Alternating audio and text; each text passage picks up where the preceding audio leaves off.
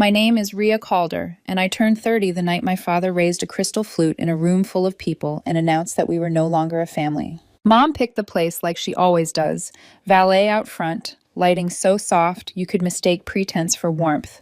She didn't invite me so much as slot me into the bill. The table was a long runway of candles and curated witnesses, a couple of aunts, two cousins, Becca at the far end pretending her phone was oxygen, and two women I'd never seen who were there to praise Mom's haircut with the zeal of paid extras. I arrived late, not out of spite, out of muscle memory. When I walked in, Becca glanced at her screen like my face was a notification she could swipe away. Dad didn't look up. Mom gave me the kind of airy little wave people give to waitstaff they plan to undertip. I took the empty seat at the far edge. 12 plates, 12 performances. I listened to the table talk swirl. Becca explaining her wine review brand like a studio pitch, Dad detonating backhanded compliments when I mentioned work. Some of us earn it the hard way. And Mom holding court, smiling as if the room were lit by her approval. Dinner dragged the way small lies do. I kept quiet. I've learned that silence lets people say the parts they're trying to hide. Then Dad stood and tapped his glass. The room shifted from chatter to ceremony. I braced for the usual, "To my beautiful wife," some sweet, shallow nostalgia from their college days. "To a new beginning," he said, and the smile didn't reach his eyes. "Starting today," he looked at Mom, who didn't look surprised, "we are no longer a family." Oh, for a heartbeat, the word hung there like a chandelier about to fall. Someone at the far end actually clapped. A cousin murmured, "Finally," the way people say amen. I laughed. I didn't mean to. It was the small sound the body makes when reality knocks the wind out of you. Not a ha-ha, a fracture. Mom didn't flinch. She looked past me, over me, around me, as if to confirm that the audience was still sympathetic. "Right," I said, and reached into my purse. The keys to the black SUV I bought them last year were cool in my palm. I dropped them beside Mom's plate. The sound cut through the table talk like a blade. "Then I guess you won't need this." Dad's smile stalled and slid. Mom's hand hovered mid-air over her wine glass. Becca blinked exactly once, like she'd just stepped into direct sunlight. I opened my phone, logged into the joint trust account I set up so they'd stop calling me at midnight about electricity bills and emergency hair appointments. It was the account that covered their mortgage when Dad forgot, Becca's apartment when her brand didn't brand, the credit cards that mysteriously reset to maxed every month. One tap, then another. Transfer, close, confirm. The screen went to zero like a lake freezing. For the first time all night, the table was truly quiet. "That's it?" Becca's voice had the sharp edge of a glass that wants to break. "You really think you can do that?" "I don't think," I said. "I check balances." She laughed, an ugly, airless sound meant to draw a crowd. She didn't get one. 30 minutes later, I found her behind a velvet curtain near the restrooms, pacing, screaming into her phone, yanking at her hair like she could peel the night off. When she saw me, she turned the volume on her rage to high. I couldn't do this. I didn't understand what I was destroying. I was ruining everything. I didn't argue policy in a corridor. I left her with the curtain and the echo. That night I didn't go home. I checked into a downtown hotel where the bar TV played a game I didn't watch and the ice tasted like new decisions. I turned my phone face down and let the silence widen. When I finally flipped it, 17 missed calls lit the screen. 8 from Becca, 4 from Mom. The rest, unknown numbers, suddenly remembering I existed now that the money was gone. I powered it off. The quiet wasn't empty. It was clean. Morning found me in my own kitchen. My house, the one they hadn't stepped into since the Thanksgiving I stopped hosting after catching them packing leftovers into Tupperware with the urgency of a heist. I brewed coffee, the good kind, the kind you buy when you aren't subsidizing everyone else's lives. The doorbell rang, and Tara stood there in full makeup and a buttoned coat, holding a box of pastries like a peace treaty. "I'm not picking sides," she said as I let her in, "but the phones are on fire. I wanted to hear from you." We sat at the table. She told me everything. How Dad's toast wasn't spontaneous, how they'd been workshopping the story for weeks. Rhea is controlling. Rhea is manipulative. Rhea uses money to punish love. They'd told people they were bravely cutting the cord with me. They just hadn't expected me to cut the actual cords. "Mom called me crying at midnight," Aunt Tara added, "but she wasn't crying about you. She was crying because she couldn't access one of her booking accounts for her post-birthday retreat. I remembered that login. It was under my name. I took a pastry I didn't want and tore it in half. Oops, I said, and didn't smile. And Tara exhaled. They thought you'd storm out, make a scene, and keep paying. They didn't think you'd stop. I didn't stop, I said. I started. 2 days later, the papers arrived at my office. HR walked me into a glass room and handed me a formal notice. Mom and Dad were suing for financial abuse of elderly dependents. I almost laughed, except there was a woman I didn't know staring at me like a policy. The complaint was fiction with footnotes.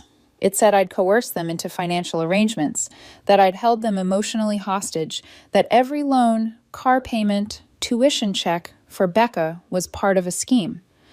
Becca added her own flourish, an email to my company's general inbox claiming harassment, attaching screenshots of texts like, "You left your charger here," as evidence. I didn't post, I didn't clap back, I didn't feed the performance. I went home, opened a folder, and started collecting. Screenshots of late-night messages where Mom begged for rent money and promised to pay me back once her writing career takes off. Dad's voicemails, slurred at the edges, asking for help covering a second mortgage he didn't want Mom to know about because he'd finally got Becca the condo she deserves. Transfers, memos, dates. The long, boring truth dressed like numbers. My phone buzzed face down and spun once on the counter. I flipped it. "Noah, you okay?" I took a breath, felt it all the way to the bottom of me, and typed back, "I am." He replied, "Dinner tonight? Or I come sit on your floor and we eat takeout from the box." I could see him as I read it. Hands in his pockets, patient eyes, the way he makes space without making noise. "Floor," I wrote, 7. 2 minutes later, another text arrived from a number I didn't have saved. The message introduced itself with a smile I could hear through the punctuation. Tessa. "Hey, Rhea. Noah's told me a little. If you want help with public perception, I do crisis PR. Happy to get ahead of the narrative before it gets messy. Family stories travel." I stared at the words until they tried to turn into smoke. Noah's ex had always had perfect timing and a knack for other people's business. I typed, deleted, typed again. No thanks.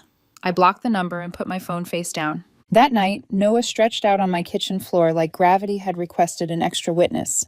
He didn't tell me to be gentle or to be ruthless. He let me speak until the story stopped scratching my throat on the way out. When I fell quiet, he pushed a carton of noodles toward me and said, "You don't owe anyone an explanation for refusing to be used." I looked at him, really looked.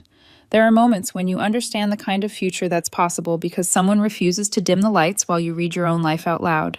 The next morning, the air felt sharper, a version of winter that tells the truth about itself. I went to work. I did my job. I ignored the little red badge on my phone, counting the calls I refused to answer. And then the phone rang again. Not Mom, not Becca. Lily, my quiet cousin, posted a video from the edge of her bed. 10 minutes about what financial abuse looks like when the ATM is a relative. She didn't name me or them. She didn't have to. The video cracked 500,000 views in a day. Becca's comments filled with fire and mirrors. By morning, 3 of her wine reviews were gone. The lawsuit didn't survive the week. But I knew better than to mistake silence for surrender. In my family, quiet means planning. So I kept collecting. And for the first time, I didn't feel like a villain for building a file on people who taught me that love was a bill due on the first of the month. When storms run out of thunder, they pretend to be sky. My parents learned that trick years ago. After Lily's video made the rounds and the lawsuit shriveled like paper in rain, the calls went quiet. Silence.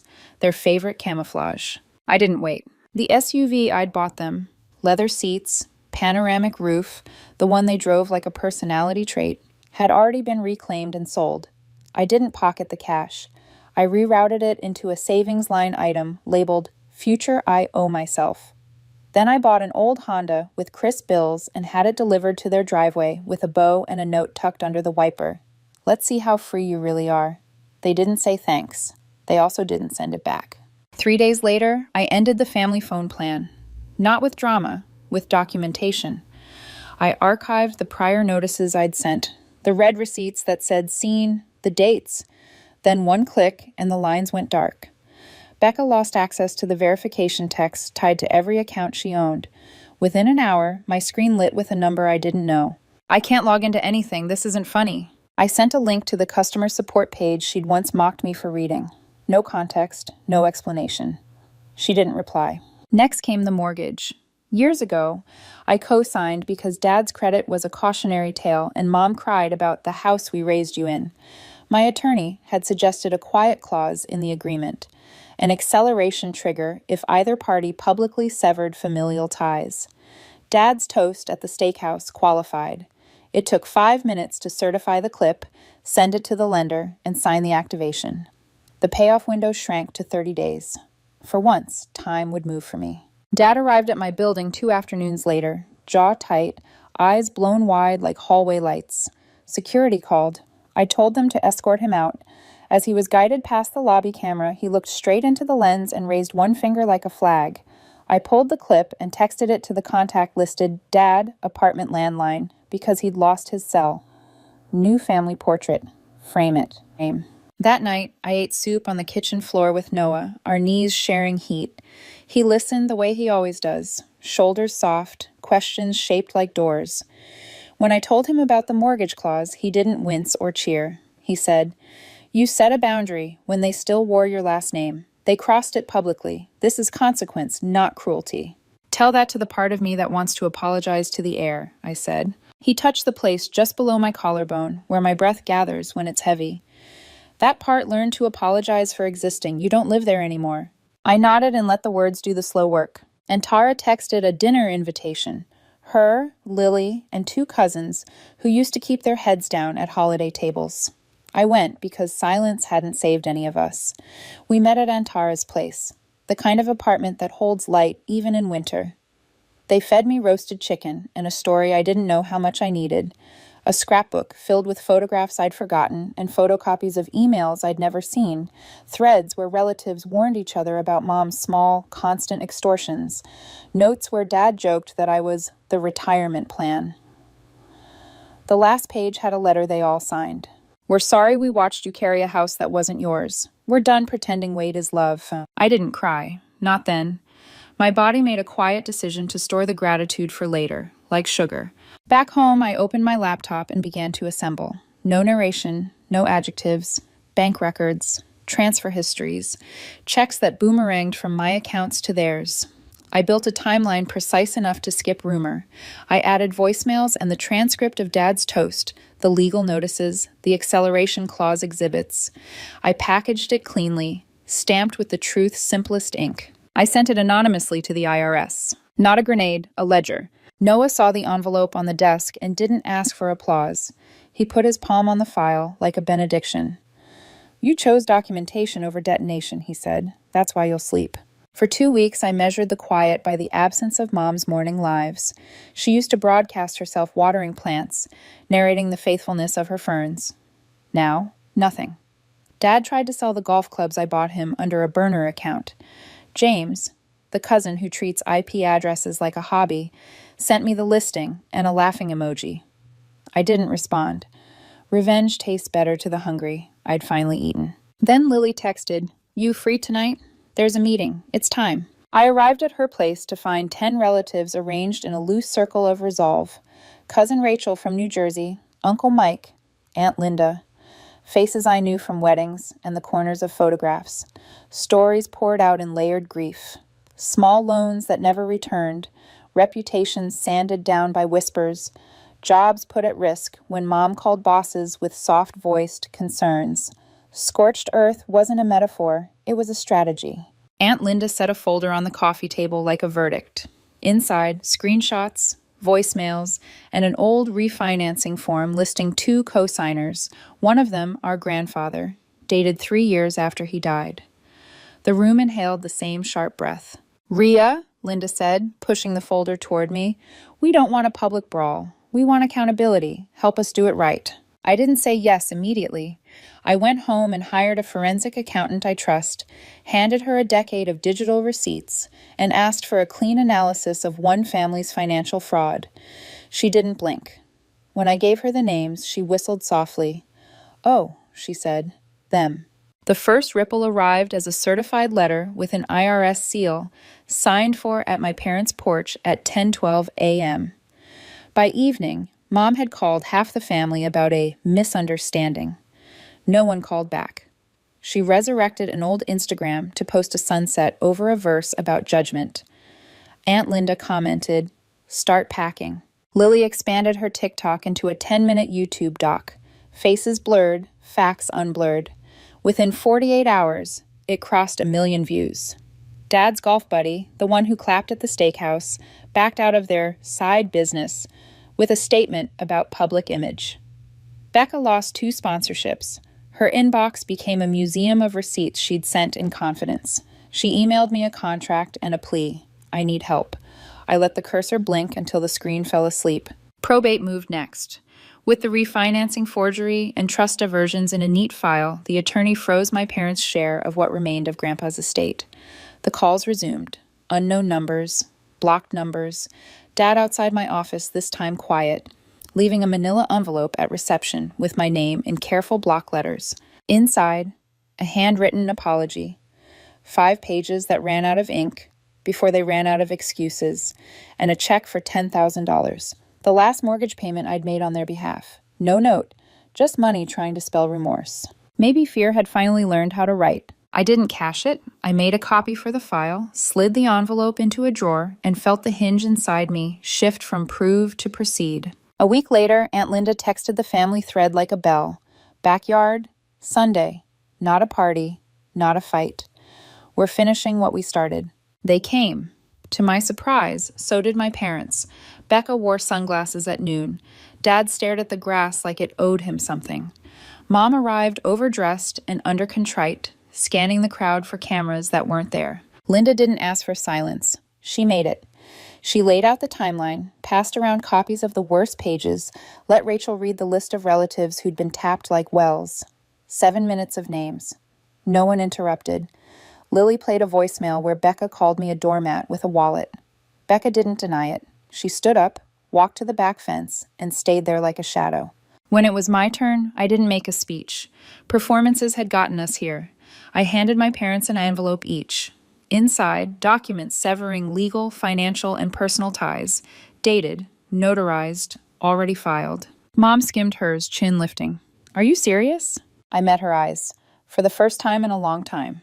Dad didn't look up. He folded the paper once, then again, like he could crease the meaning out of it. Aunt Linda cleared her throat. "There's one more thing." She looked at us. Not over us. At us. "We're not letting Grandpa's house rot into a monument to fighting. We're converting it into a values-based family trust. With rules. Real contribution. Real caregiving. No more unearned entitlement." She didn't need to say who didn't qualify. People drifted toward the grill after that, toward conversation that didn't taste like court filings. Mom stayed seated, envelope stiff in her hand, and stared at nothing. Dad slipped through the gate without a word. Becca left a minute later, the sunglasses still doing all the work. I stayed. I helped fold chairs and wipe tables and tell stories we'd shelved while we survived. The sky softened to evening, and somewhere between a dish towel and a goodbye, my body remembered how to exhale without bracing. On my way out, Noah texted, "Front porch in 10? I've got tea." "Bring 2, I wrote back. "I think I'm done with bitterness." I drove home with the windows cracked to let the cool in, the kind of air that tells the truth without a sermon. At the porch, Noah handed me a mug and didn't ask how it went. He sat. I sat. The house hummed, steady mine. I didn't feel triumphant. I felt finished. Some stories don't end with a door slamming. They end when you stop holding it open for people who keep walking away. Sunday evenings always had that deceptive calm, birds quiet, sky gold at the edges, the kind of peace that tricks you into thinking the story is over. But that night, in Aunt Linda's backyard, peace wasn't an ending. It was a verdict. The long table stretched across the grass, covered in mismatched dishes, and the smell of grilled corn. For once, laughter came easy, from the cousins who used to sit at opposite corners of every gathering, from uncles who hadn't spoken in years. People were reclaiming oxygen they didn't realize they'd been sharing with chaos. I stayed near the edge, half in conversation, half in thought. The documents I'd handed my parents, those thin envelopes, were sitting on the table where they'd left them, unopened now, but still powerful enough to hum in the air. Aunt Linda's voice carried across the yard. "It's strange, isn't it?" she said to no one in particular. "We spent years calling it loyalty when it was really fear." Heads nodded. Uncle Mike raised his glass in agreement. Lily smiled faintly and said, "Fear that if we stopped helping, we'd become the villains in their stories." I thought about that, how I'd spent years financing their narrative, because it was easier than becoming the enemy. How love had been traded like currency and obedience disguised as kindness. I'd mistaken control for connection so many times that walking away had felt like betrayal. But sitting there, under a string of backyard lights, I realized the betrayal wasn't mine. It was theirs. They had betrayed the version of me who still believed her sacrifices meant something. Noah arrived halfway through the evening, quiet as always, nodding to relatives who'd only ever heard of him in whispers. He carried a grocery bag with lemon tea and a single candle, set it near me, and asked softly, "You good?" I smiled, the kind that comes with a long exhale. Getting there. Across the yard, Mom sat frozen, still in her formal dress, watching the others talk like an outsider at her own movie. Dad stood at the fence, phone in hand, pretending he had somewhere to be. Becca was gone, slipped away before dessert, sunglasses still on even as night fell. When the sky deepened, Aunt Linda clapped her hands once for attention. "Before we end tonight," she said, "I want to make something official." She gestured toward an easel beside her, draped in a white cloth. When she pulled it away, a framed document glowed under the garden lights. At the top it read, "The New Calder Family Trust." "This is the revised estate," she said. "Grandpa's house, his savings, his land, all of it. But this time it's not for show. There are rules." She looked at me first. "Rhea helped put this together. She doesn't know I'm about to say this, but it's true. Without her courage, none of us would be sitting here tonight." Heat rose to my face. I shook my head. It wasn't courage. It was exhaustion. "Same thing," Linda said, smiling. She pointed to the framed paper. "Rule 1. No one receives without contributing. Financially, emotionally, or through care. Rule 2. No guilt trips, no manipulation, no, you owe me because I'm family. Rule 3. Transparency. Every dollar tracked, every decision logged. We rebuild with honesty, or we don't rebuild at all." Applause spread slow, hesitant at first, then sure. Some people cried. Rachel whispered, "Finally." Mom didn't move. Her hand gripped her wine glass like a weapon she no longer knew how to use. After the meeting ended, I stayed behind to help clean. Paper plates, half-melted candles, the smell of rain starting somewhere unseen. Linda hugged me at the gate. "You ended a cycle," she said. "Don't underestimate that." Driving home, the roads glistened with leftover sunlight. I rolled down the window and let the air hit my face. My phone buzzed once. Noah again. "Tea still warm? Front porch?" I smiled. "On my way." When I got home, he was sitting on the porch steps, 2 mugs in hand, steam curling into the cool air. He didn't speak right away.